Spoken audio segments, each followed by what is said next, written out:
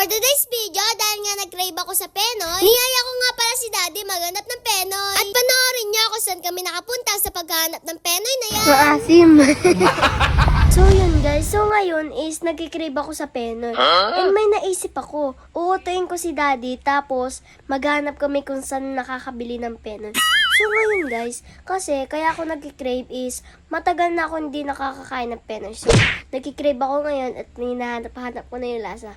Pero guys, tingnan nyo kung anong oras na. Guys, gabing-gabi na o gabing-gabi na. So ngayon guys, sasabihin na natin kay Daddy na maghanap tayo ng Penoy. Guys, ito nga pala ang kapatid ko, si Samira.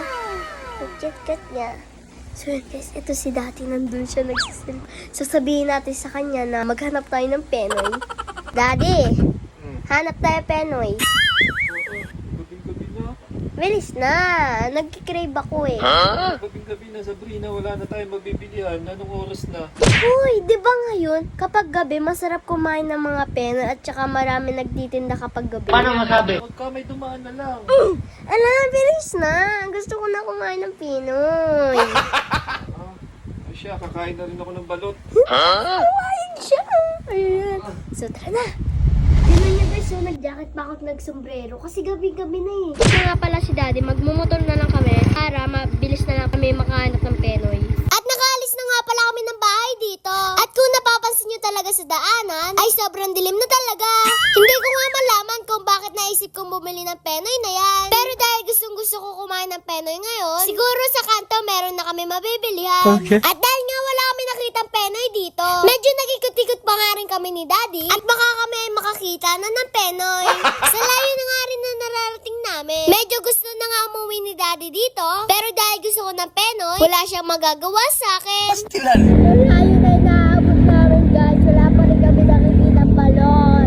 Guys, kung na kami nakapunta, lintik na cravings na ito. Saan na kami nakapunta. Guys, ang dilim na ng daanan namin dito. Ay, ang dilim na ang dinadaanan namin. Wala pa rin guys kaming nahanap. Feeling ko guys, makakaabot na kami ng bayan dito. Pangalawang barangay na to.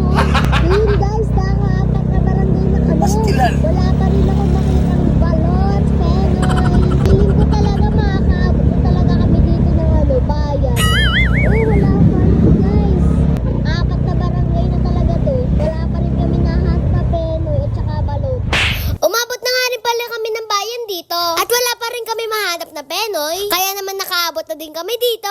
Dahil nga sa paghanap ng Penoy na ito, medyo hina-high blood na din sa akin yung daddy ko. Kahit hindi pa siya nakakakain ng balot. Medyo malayo nga sa amin ng bayan dito. Kaya naman nabigla si daddy na nakaabot kami dito. Pero dahil nga cravings ko ang Penoy, sabi ko na lang kay daddy maghanap-hanap na lang kami. Sa dami nga pala namin nadaanan na convenience store, wala talaga kami nakita na nagtitinda na Penoy na yan. Kaya naman dahil nakaabot na kami dito, kami ay pupunta na lang sa Sampaloc Lake at panigurado doon ay meron na kami makikita nagtitinda na Penoy. Yes, ang ganda na sa Palok Lake. O, hanap tayo ng Penoy at saka balot. Guys, pero kwek-kwek, pero hindi siya Penoy at saka balot. Guys, hanap pa rin tayo. Kasi gusto ko talaga na Penoy. Sana all. Hanap tayo. Ayun! Ayun, Penoy at saka balot! Pwede na! Nakahanap rin tayo ng Penoy at saka balot. Ayun guys. At nung may nakita nga pala kami nagtitinda ng balot at Penoy, ay tuwang-tuwa na nga pala ako dyan. At nung tinanong nga pala namin siya kung may tinda siyang Penoy, Alam lang, walang peno. Magaling kang Penoy. ka. Ano? Wala nang titindang bag. Ako lang.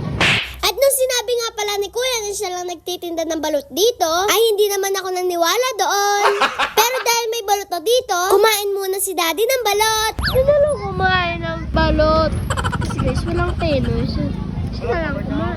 At habang kumakain nga pala si Daddy ng balot dito, napaisip din ako sa sinabi ni Kuya. Kung siya lang ba talaga nagtitinda ng balot dito. Kaya naman nung natapos na si Daddy kumain ng balot, niyaya ko nga pala ulit si Daddy na mag-ikot-ikot dito. Okay. Nag-ikot-ikot na nga pala kami dyan. At dahil sa kagustuhan ko kumain ng Penoy, ay talagang susuyudin namin ang buong lake.